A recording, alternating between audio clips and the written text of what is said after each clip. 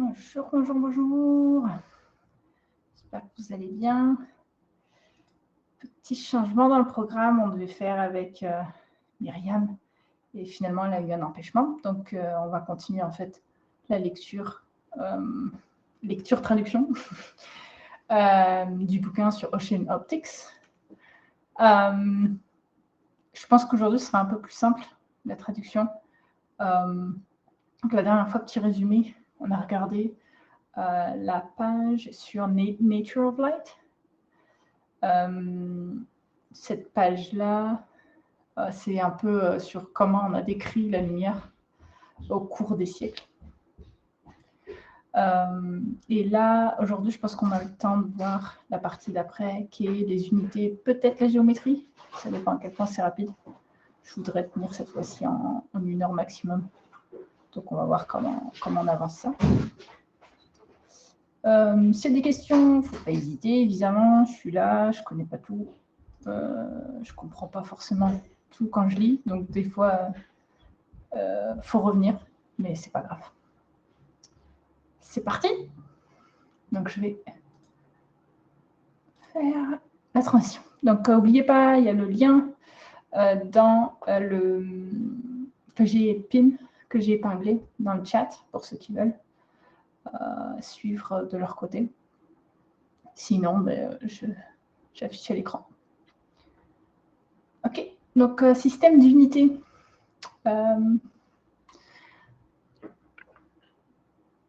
Donc, quel que soit le comportement humain, que ce soit de la culture pour subsister à la science moderne, requiert un ensemble de standards pour lesquels on se met d'accord, qui permet de mesurer plusieurs choses.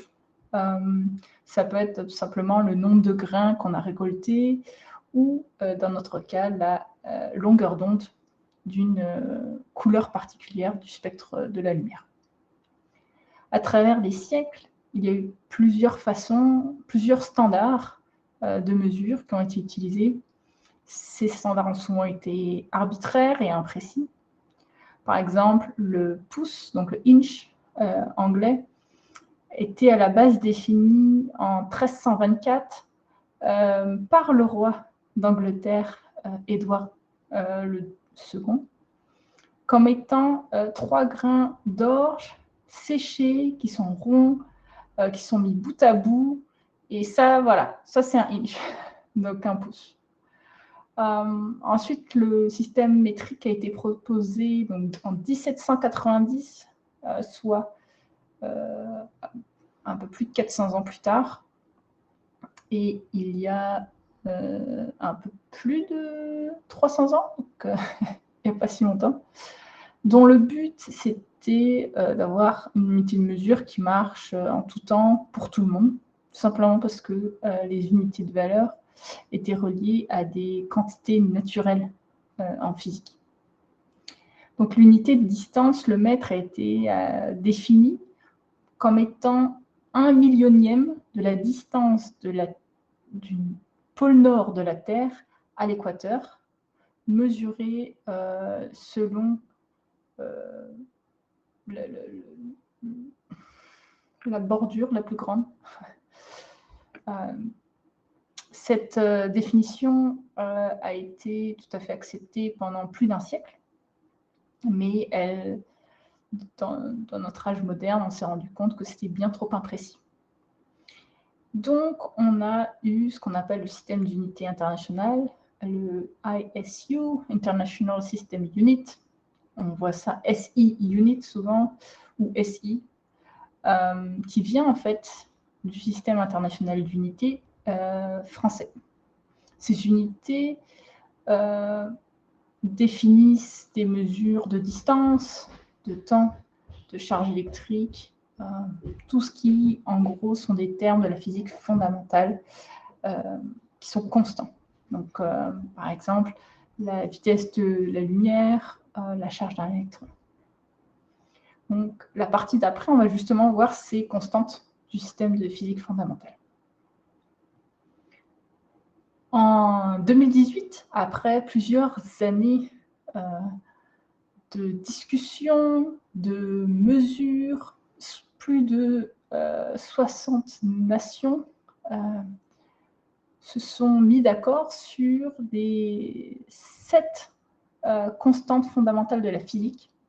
Donc 2018, c'est il n'y a pas si longtemps. Et à partir de cette mesure, de ces 7 constantes, donc on va les voir, on sait les mesurer précisément. Les valeurs numériques sont exactes pour toutes ces mesures, donc ça c'est très important. On sait exactement combien ça vaut, donc c'est-à-dire qu'il y a beaucoup de mesures, on a une vague idée, on sait à peu près le préciser, mais pour cette mesure, c'est précis. Pour ceux qui ont fait des cours d'intro à la physique ou à la chimie, ça devrait être des noms familiers, mais attention, petit avertissement. La transition High-Fin, je ne sais pas ce que c'est High-Fin Transition Frequency. Donc, pour l'atome de césium-133, on prend sa fréquence, la transition de sa fréquence High-Fin. On va aller voir ce que c'est parce que je ne sais pas ce que c'est. Wikipédia. Excusez-moi, je vais remettre ça. Donc, en tout cas, transition hyper fine en français, déjà. Je pense qu'il y a peut-être une erreur. La structure hyper fine d'un niveau, je vais le mettre affiché quand même. La structure hyper fine d'un niveau d'énergie dans un atome, donc ici le césium 133, consiste en une séparation de ce niveau en état d'énergie très proche. Ah, c'est hyper fine dans le sens très fin, ok, très proche.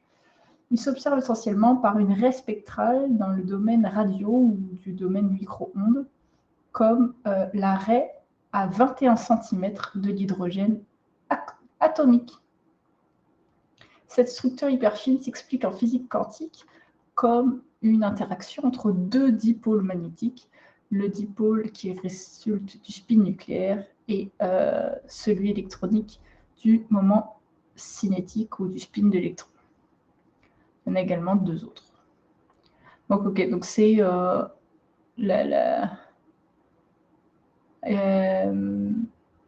la séparation des niveaux d'état d'énergie d'un atome. Pour ceux qui veulent en savoir plus là-dessus, je pense que ça peut être intéressant pour ceux qui s'intéressent, mais on va peut-être pas regarder ça aujourd'hui.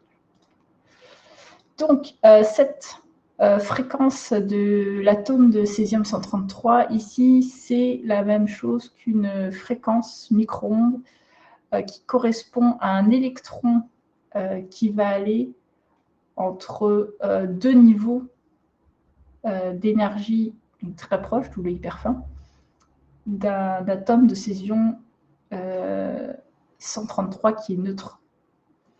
Donc, il n'y a pas de champ magnétique, il n'y a pas de champ gravitationnel, pas de champ magnétique qui permettent en fait de changer le niveau d'atome de l'énergie.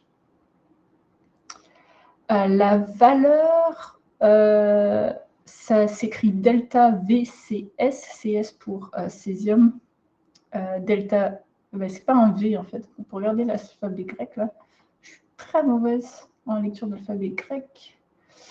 C'est un upsilon, je dirais. Ce qui ressemble le plus. Ah non, c'est là. C'est un nu. Donc, si on reprend la lecture, la fréquence de transition hyper fine du césium 133, qui est notée delta nu CS, permet de mesurer une fréquence en Hertz, qui est donc un nombre de cycles de période par seconde. La plus étrange de ces constantes, par contre, est l'efficacité lumineuse notée, je suppose que c'est kappa CD, qui est en fait la mesure de à quel point une source lumineuse ayant une puissance donnée en watts va produire de l'énergie, de la lumière visible, excusez-moi, donc vue par un œil humain, que l'on va mesurer en lumens. Donc ça, ils se sont mis d'accord, donc c'est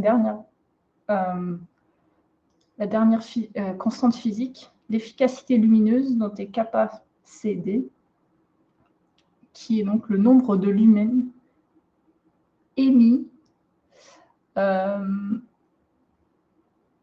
par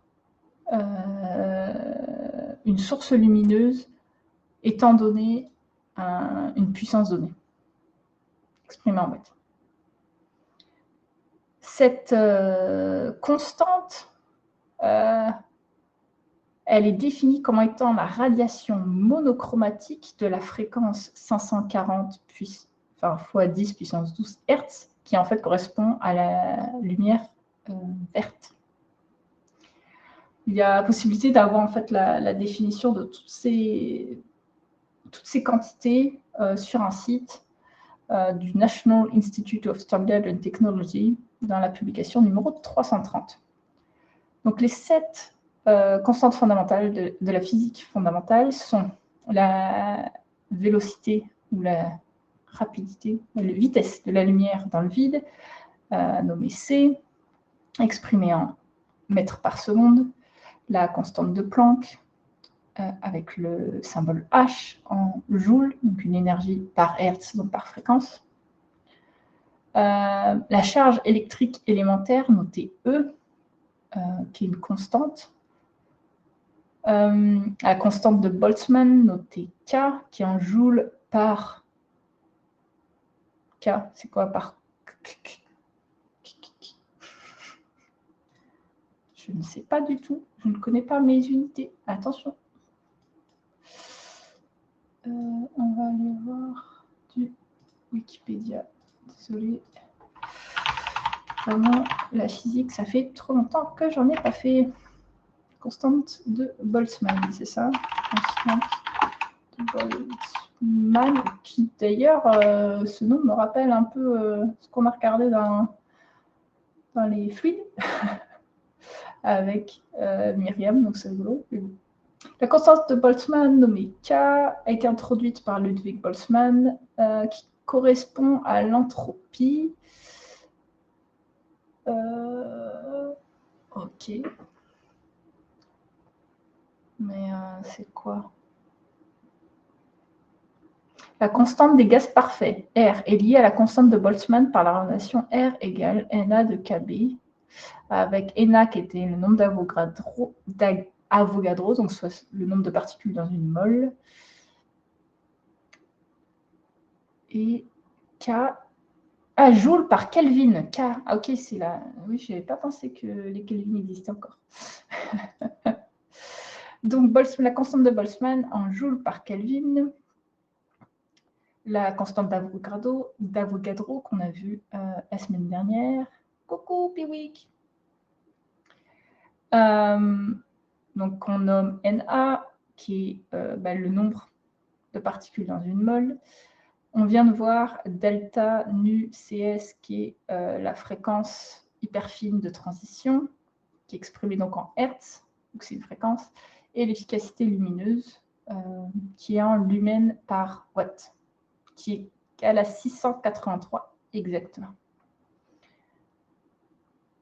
Donc, on sait qu'en 2018, 60 pays se sont mis d'accord pour ces 7 constantes physiques dont la valeur est exacte. Ensuite, le système d'unité internationale SI vont avoir des applications un peu plus pratiques. Donc là, on va un peu voir que la constante, donc on vient de nommer delta nu CS, qui correspond à la durée de 9 milliards de périodes de la radiation, qui correspond à la transition entre 2 niveaux hyper fins de l'atome de césium-133 à un état stable. Donc, on peut dire que dans une seconde, il y a ces 9 milliards, donc toutes ces périodes qui sont divisées par cette constante. De la même façon, on peut définir le mètre comme étant la vitesse de la lumière par rapport à sa fréquence fondamentale. Donc, un mètre, c'est égal à ce même nombre de périodes, donc 9 milliards et quelques, divisé par la célérité qu'on a vue juste au-dessus, 299 millions. Et après, en fait, on retrouve célérité par la fréquence de transition hyperfine. La constante de Planck H, qui a comme unité les joules ou kilo par mètre cube par seconde. Donc le kilogramme, ça peut être défini en utilisant en fait la constante de Planck et les définitions qu'on vient d'utiliser pour le mètre et la seconde. Donc là, pareil, on fait un calcul. Donc en fait, tout est relié. Toutes les autres systèmes, toutes les autres constantes qu'on connaît, donc kilo, seconde, mètre, finalement, elles peuvent se redéfinir par rapport à ces 7 constantes, ce qui est très intéressant, puisque je ne sais pas du tout. Donc la définition, c'est ce qui est écrit après en fait, la définition des unités du système international de base sont définies en fait, d'une façon similaire dans la publication dont on a parlé juste au-dessus. Et pour simplifier les choses, on va dire que la vitesse de la lumière va changer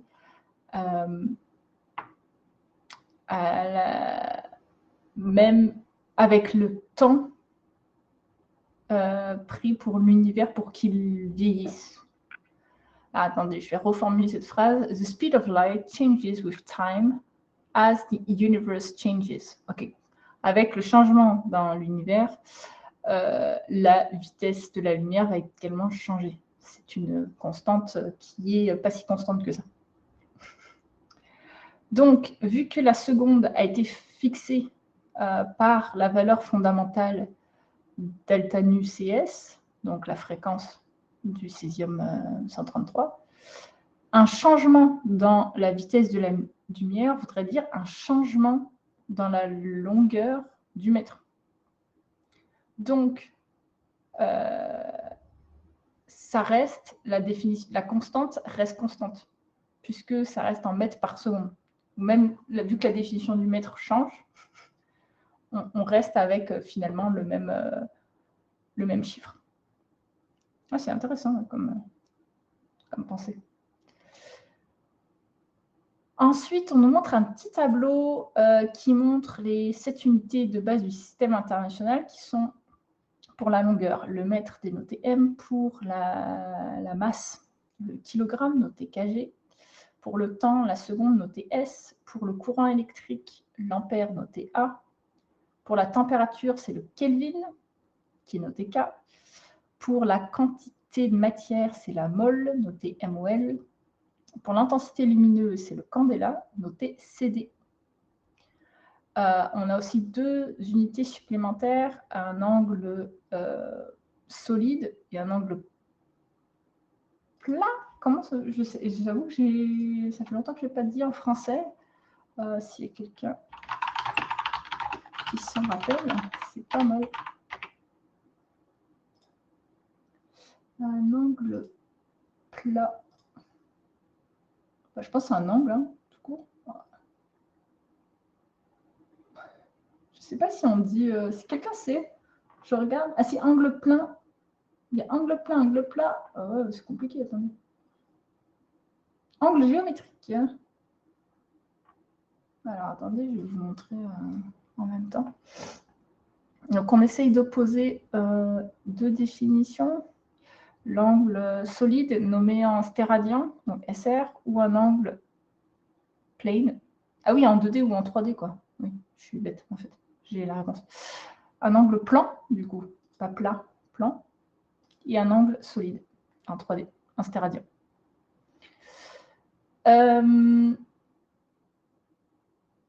Donc, on a ces 7 unités qui sont dérivées des autres quantités dont on a vu avant. Puis oui, c'est ça. C'est aussi ce que j'ai compris en solide. Là, je peux remettre le Wikipédia. Je pense qu'on l'a quelque part. Mais c'est l'angle 3D. Ouais. C'est vrai que souvent, on voit angle solide qui est exprimé en stéradian. Je ne sais pas si... Ouais, comme ça. Moi, j'aime bien cette représentation-là. Donc, dans un solide, c'est un bout de ta sphère, quoi. Et donc, l'angle plan, moi, j'appelais ça l'angle plan, mais peut-être qu'il y a un autre nom maintenant, qui est finalement en 2D, 2D versus 3D. C'est comme ça que moi, je l'imagine, en tout cas. Donc, toutes ces quantités, donc les 7 premières qu'on a vues, à l'exception du candela, elles sont dérivables de ce qu'on a vu avant, en fait. Comme on vient de le voir avec le kilo, le mètre, la seconde. Le candela, donc ça va être discuté plus tard dans la section qui va s'appeler photométrie. Mais globalement, c'est les unités à savoir. La nomenclature et les symboles sont globalement utilisés dans l'océanographie optique selon les recommandations du comité sur l'énergie radiante. Bref, l'association, quoi. Sur l'océan, l'association de physique des sciences de l'océan, etc. Depuis 1982.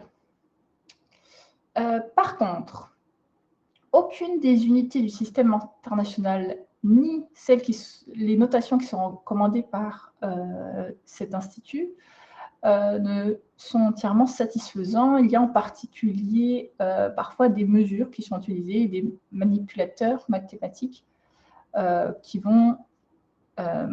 sont dérivés en fait des précédents, qui vont être souvent utilisés. En particulier, la longueur d'onde de la lumière qui est exprimée en nanomètres, soit nm, qui correspond à 10 puissance moins 9 de mètre. L'énergie qui est exprimée en joules, soit 1 kg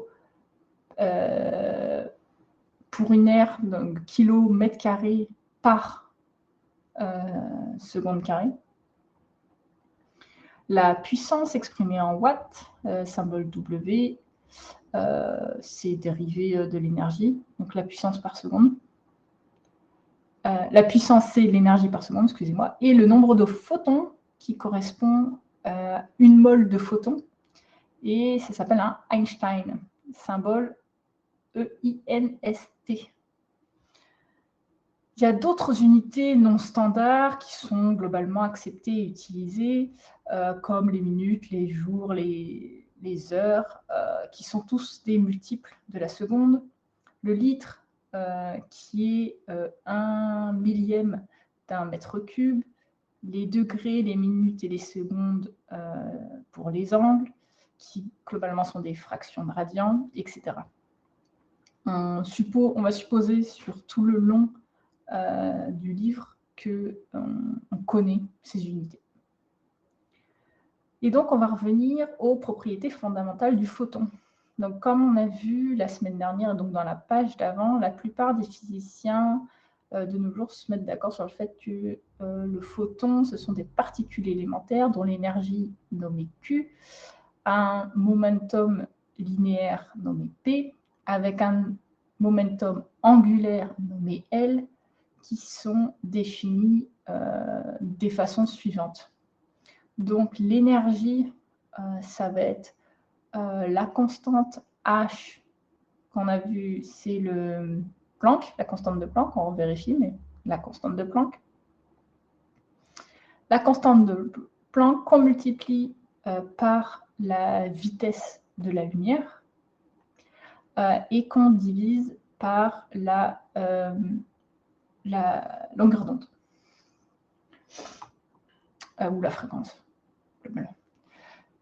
Excusez-moi.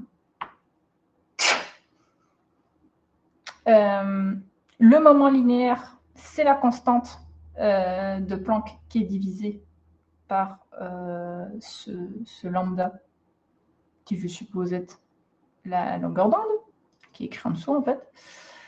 Donc, et il nous reste le moment angulaire, qui est toujours cette constante de Planck. Cette fois, c'est divisé par 2π. Donc oui, pour avoir un angle. Globalement, les 3 constantes utilisées dans l'océanographie, celle qui est le plus importante, c'est l'énergie Q. Donc, constante de Planck multipliée par la célérité divisée par la longueur d'onde. Petite note historique, les États-Unis sont un des 3 et le seul, enfin, est un des 3 pays, voilà, qui n'utilisent pas le système international, les 2 autres étant le Myanmar et le Libéria. Donc, si tu vis ou tu grandis aux États-Unis, il va falloir que tu apprennes, par exemple, les conversions. Donc, il y a 5280 pieds dans un mile. Donc, d'où vient ce nombre? Donc, c'était en Angleterre. Un mile originellement était défini comme 8 furlongs, donc furrow-long, qui en fait était la distance qu'une équipe d'oxen, je crois que c'est un animal, on va vérifier, mais pouvait parcourir sans s'arrêter. Cette distance de furlong était elle-même divisée en 40 rods, qui correspond à 16,5 pieds. Et un pied, en fait, c'était la longueur moyenne du pied gauche de 16 hommes choisis au hasard lorsqu'ils ont quitté l'église un dimanche, donc à la sortie d'église. Vraiment, ça ne s'invente pas. Donc, un mile, c'est 8. Donc 8, la longueur d'un pied, fois 40, le nombre de rods, fois 16,5, la longueur d'un rod. Donc 5280 feet égale un mile. On ne s'étonne donc pas que le reste du monde se moque des Américains pour ne pas avoir converti au système métrique. Heureusement, les scientifiques américains utilisent le système international d'unité, même si la majorité et l'américain moyen ne le fait pas. Il n'y a rien qui va dans ces échelles. Non, c'est même à lire, tu te dis, mais en même temps, je crois que le Celsius aussi, il y a des histoires sur des... je ne sais pas celui-là où il y a le sang de cheval, la température du sang de cheval du voisin, ou je ne sais plus quoi. Bref, on n'a pas toujours eu des systèmes unitaires très précis. Et probablement qu'ils vont changer avec le temps. On a fait la moitié du temps. Je vous propose quand même de regarder la géométrie, du coup, qui est le chapitre d'après. C'était assez simple comme truc. C'était juste remise en condition du système unitaire. De toute manière, on reste dans les trucs de base. Là, on est encore sur le début, sur les définitions. Qu'est-ce que quoi? Et on est dans la partie level 1. Donc, c'est des rappels. Des rappels ou pour ceux qui n'ont pas eu l'éducation, ça permet de voir un petit peu ce que c'est. Ah, c'est l'échelle Fahrenheit, le sang de cheval. Bah, tu vois, comme quoi, c'est... Bon, chacun son truc. Ok, géométrie. Donc, sur cette page, on va développer les outils mathématiques qui sont nécessaires pour décrire des directions, des angles dans un espace tridimensionnel. Ces concepts mathématiques sont fondamentaux pour pouvoir décrire la lumière et dans quelle direction elle voyage. Donc, les systèmes de coordonnées et les directions. La localisation et la direction seront spécifiées par rapport à un système de coordonnées particulière qui va être en fait dépendant du problème. systèmes de coordonnées peuvent être globaux ou relatifs à l'océan. Et donc, globaux, ok. Donc, quand on dit global, c'est par rapport au système océanique, et quand on va être local, c'est par rapport à la direction de la lumière à un instant T. Donc, le système global de coordonnées est assez commun. Il est défini de la façon suivante.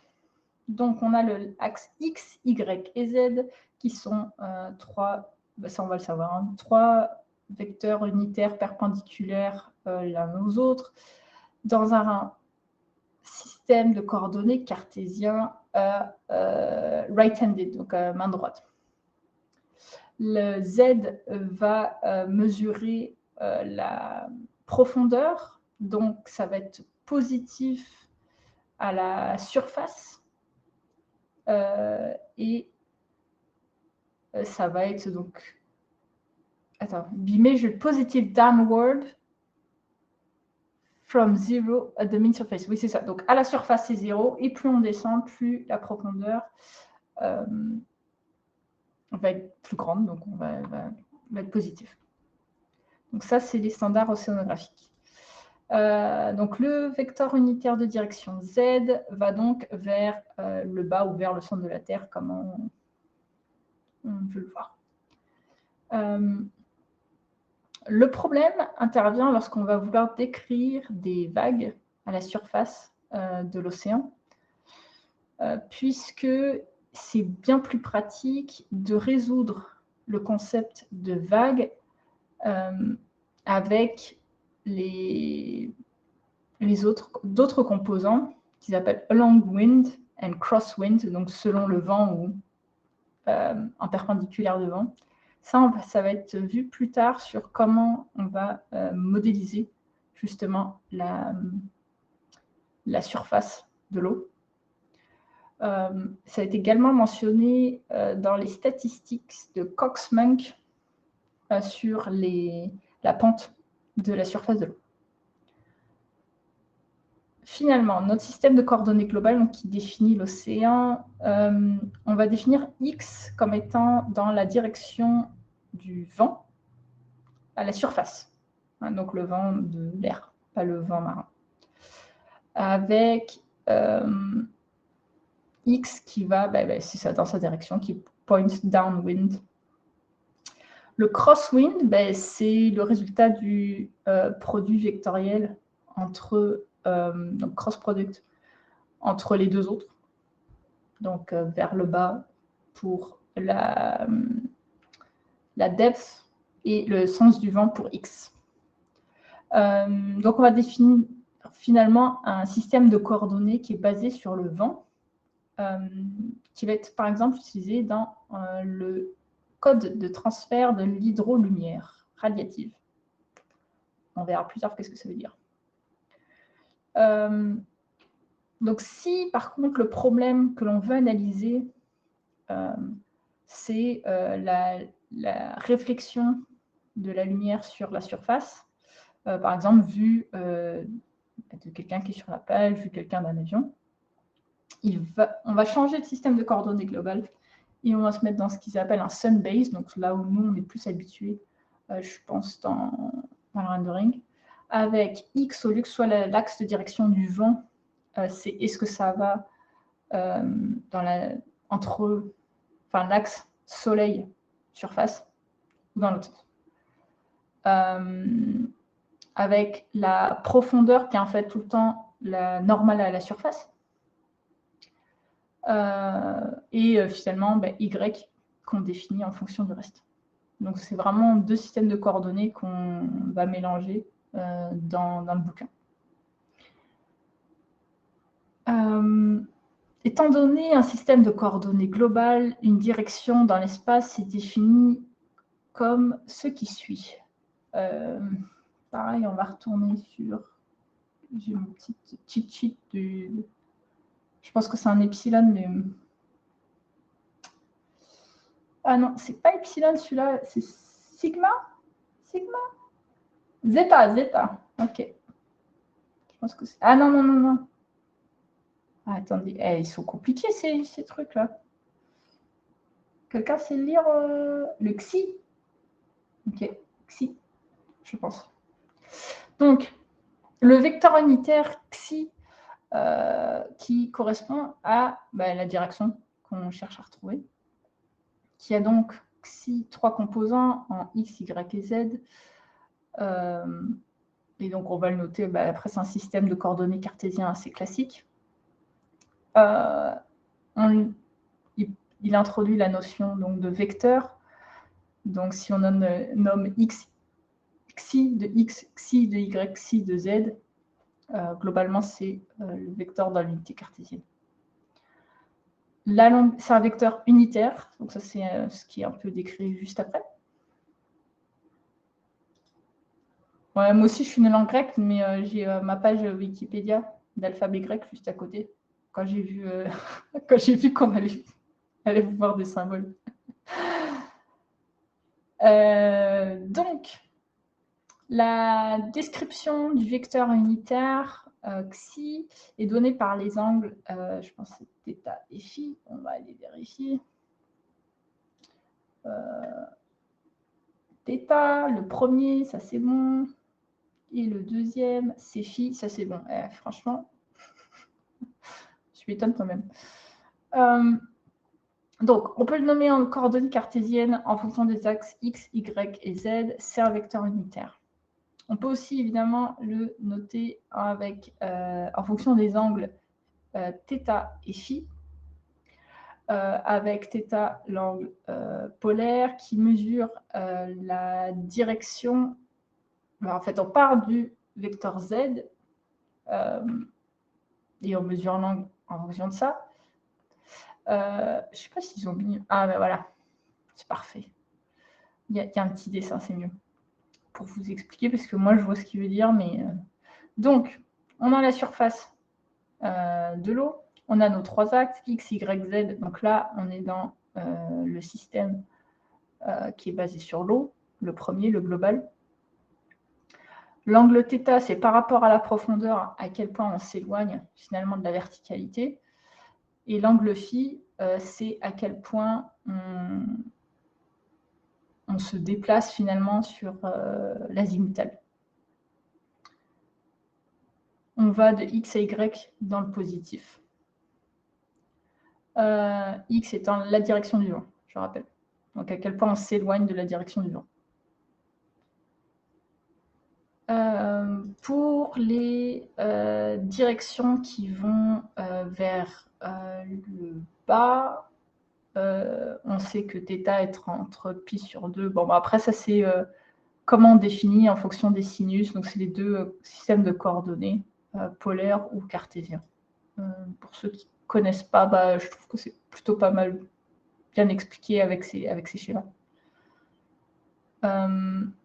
Ce qui veut dire qu'on peut dénoter notre vecteur, notre point dans l'espace xi, là c'est un vecteur, comme étant aussi r θ phi, où r c'est la longueur du vecteur. Ici, on sait que c'est un vecteur unitaire, on a dit, donc c'était 1. Donc on peut juste l'écrire en fonction de θ et phi.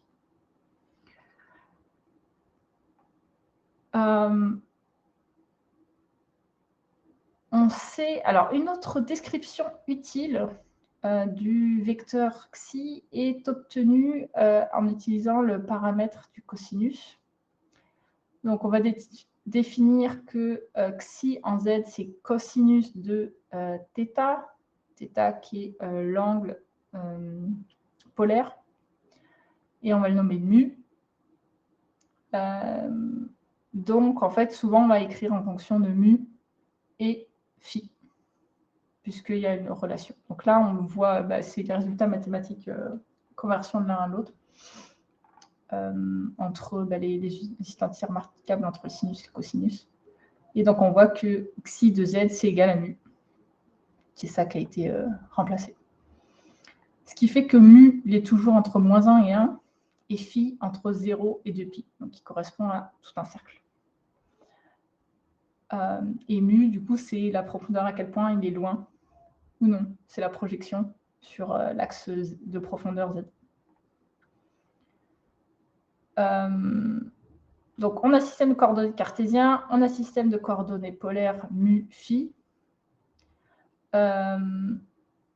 On a le résultat du produit scalaire, donc le dot product, entre deux vecteurs directionnels, qui peut donc s'appeler cosinus de phi, ou phi, ah oui, c'est pas phi, lui, c'est psi, excusez-moi, psi, puisque phi, on vient de le voir, cosinus de psi, qui est donc l'angle entre les deux, vu que c'est deux vecteurs directionnels, deux vecteurs unitaires, on sait que c'est égal exactement. On peut l'exprimer en système de coordonnées cartésiennes, ce qui va nous donner que le cosinus de l'angle psi égale l'équation numéro 5 qu'on voit ici. Jusque-là, je suis. Ça, en fait, cette équation, c'est très utile pour pouvoir changer le système de coordonnées de représentation et aussi inclure l'angle entre deux vecteurs. Ça va être utilisé pour calculer l'angle de scattering de la lumière lorsqu'elle arrive donc d'une direction phi et pour retrouver la direction xi, excusez-moi, et pour retrouver la direction finale, donc après le scattering. Ok, c'est pour ça qu'il parle de ça.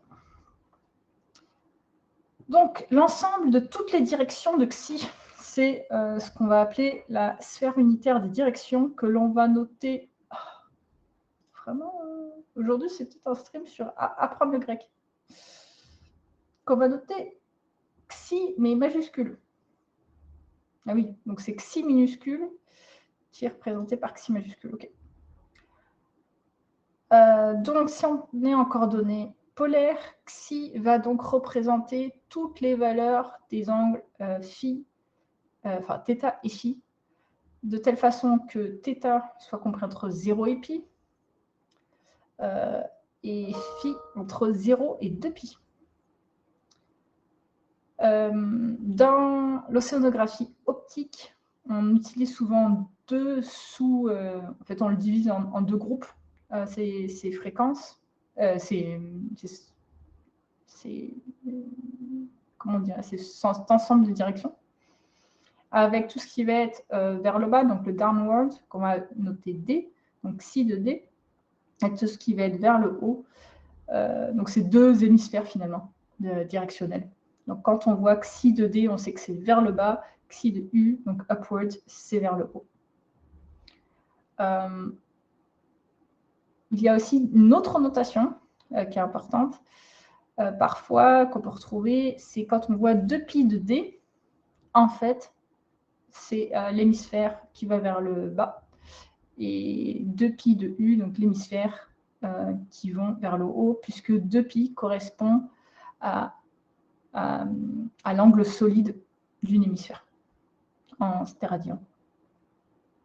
Ça, c'est le système de coordonnées globales, donc sur l'océan. Moi, ce que j'ai appris, c'est qu'on peut le faire en fonction de la lumière, ce qu'il a appelé sun-based, ce à quoi on est beaucoup plus habitué, mais aussi en fonction du vent, ce qui semble être beaucoup plus commun dans le système, par exemple pour décrire les vagues. On a les coordonnées polaires, les coordonnées cartésiennes, on sait partir de l'un à l'autre et on peut diviser l'ensemble des directions en deux hémisphères, une qui est au-dessus de la surface et une qui est en dessous. Donc à noter avec D et U comme lettre spéciale. Ensuite, on a un système de coordonnées locales qui va être utilisé par exemple dans les calculs de lancer de rayons avec Monte Carlo. Pour pouvoir, donc ça va être nécessaire pour pouvoir définir les angles de scattering des systèmes polaires, enfin des angles polaires et azimutales des rayons scattered. En fait, je ne sais pas comment on dit en français scattered, mais je vais continuer à utiliser le terme parce qu'on est plus habitué. Réfléchi Non, c'est pas vraiment réfléchi. Ouais, bon, vous avez compris.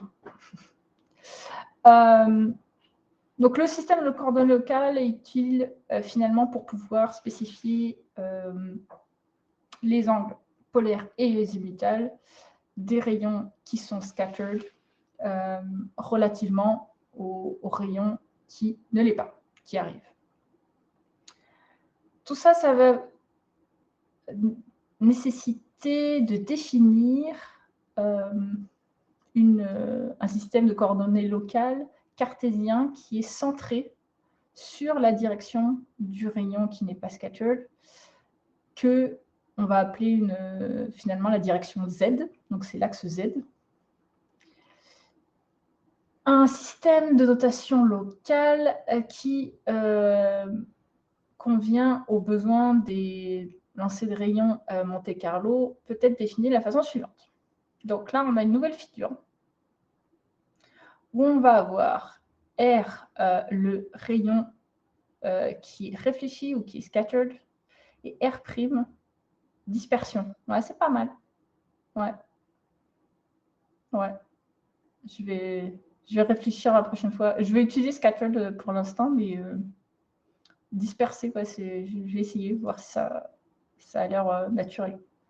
Merci, Piwik. Donc, sur le schéma, en R, on a en R', donc on voit que c'est centré à la base du rayon, la direction, le système de coordonnées. R', c'est la direction dans laquelle mon rayon s'en va. R, c'est mon rayon une fois scattered. On est dans un système de coordonnées cartésien, donc lui, il met des X1, Y1, Z1 avec des points R1, R2 qui définissent le rayon initial. La longueur, c'est toujours nommé avec ces pipes verticales, je ne sais pas comment on dit en français. Donc, la direction de voyagement, c'est noté xi'. Donc, je ne sais pas si on l'a ici, mais en gros, qui correspond à la notation angulaire ou polaire avec phi' et θ', excusez-moi, et phi', donc on vient de voir juste au-dessus. Donc, on estime que le rayon, globalement, il part du point R1, il se déplace dans un temps donné jusqu'à R2. À R2, il se passe quelque chose qui fait qu'il est scatter dans une nouvelle direction, qui est R, qui va vers un point R3.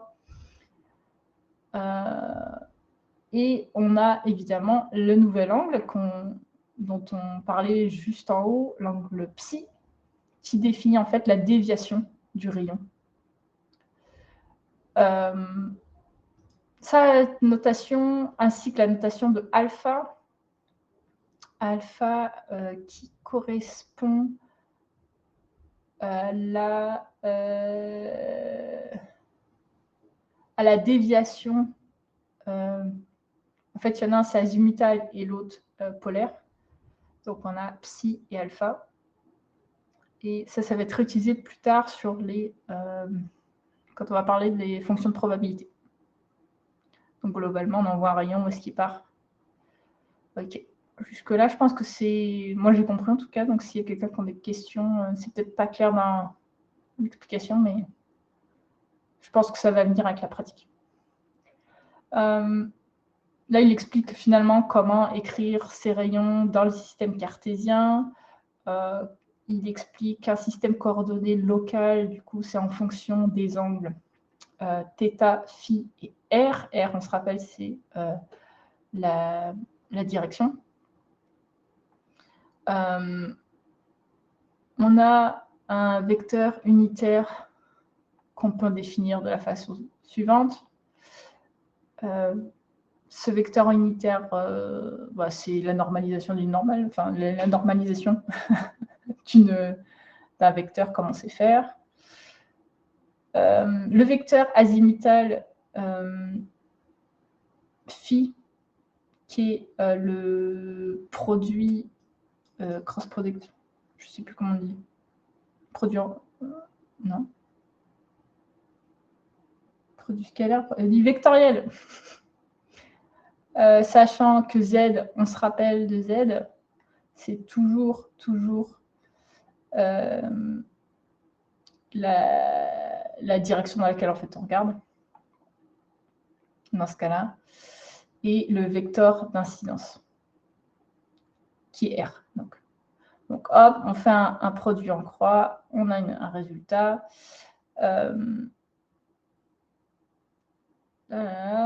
Donc il dit, bon, après il explique un peu les vecteurs polaires unitaires, etc. Donc en gros, on explique les notations.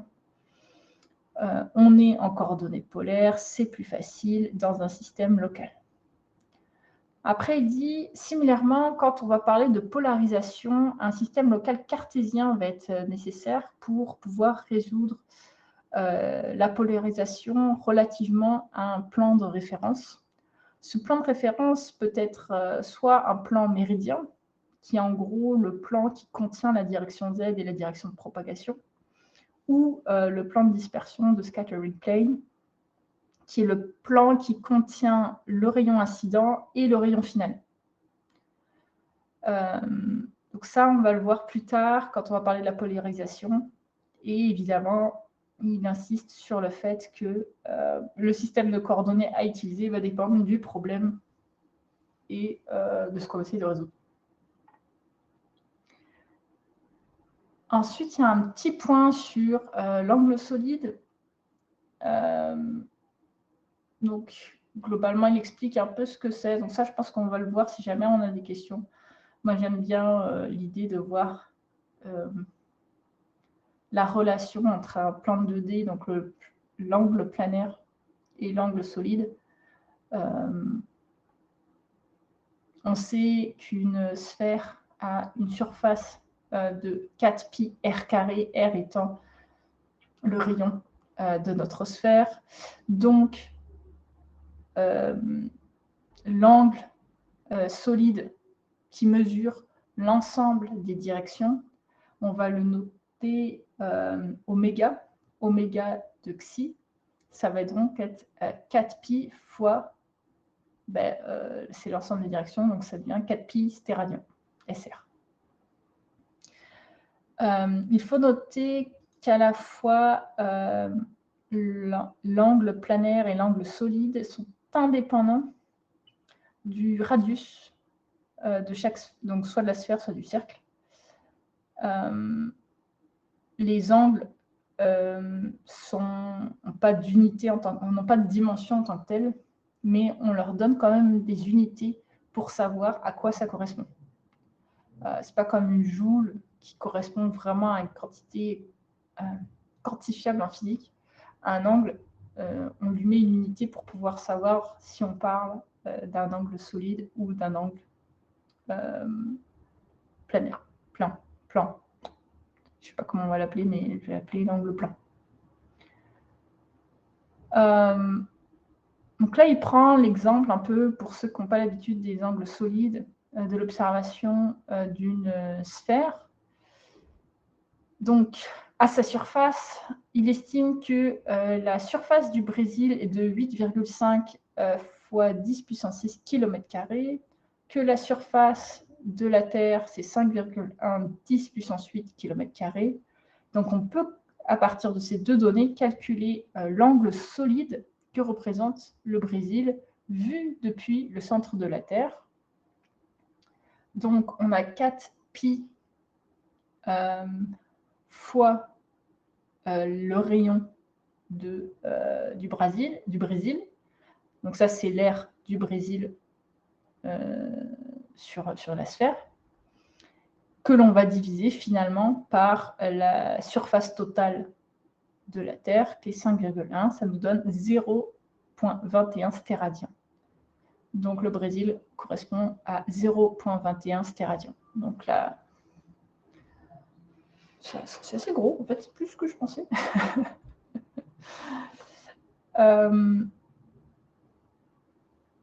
Est-ce qu'il y a des questions? Je pense que c'est plutôt simple. Enfin, plus simple.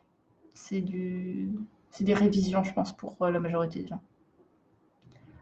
En tout cas, la définition d'un angle solide, c'est la surface enfin une portion de la surface de la sphère que l'on divise par le radius de cette sphère au carré, ce qui va nous donner ce qu'on appelle un angle solide pour un élément différentiel. Donc, differential element of solid angle. Et c'est souvent ça qui va être utilisé dans nos calculs. Ici, ils disent que the blue patch shown, donc le blue patch, c'est le DA qu'on voit ici. Donc, il nous donne une représentation et tout ce qui va être utile. Donc, ça va être assez... je pense qu'on va retourner à ça, à ce schéma souvent, quand on va essayer de se remettre à comprendre certaines formules. Et donc, il explique qu'en fonction d'un angle θ et phi, on va pouvoir retrouver l'angle solide d'un vecteur. Dans la direction xi. Donc ça, c'est les formules. Après, il y a des exemples. Je pense que c'est peut-être un peu too much. Peut-être ce qui est intéressant, ça va être Dirac. Les fonctions de delta de Dirac, qui en fait sont aussi des outils mathématiques qui vont être utiles, qu'on va revoir, qui correspond à un... Je suppose que c'est un delta, mais je vais aller vérifier. Ouais, c'est un delta. Donc, donc les fonctions de delta de Dirac. C'est un outil mathématique qui a été construit globalement pour résoudre leurs équations. Il faut savoir que le delta Dirac entre un angle xi moins xi à l'origine, c'est équivalent à 0 s'ils sont différents. Après, il y a l'intégrale de la fonction de direction fois le Dirac. Donc, en gros, on choisit une direction.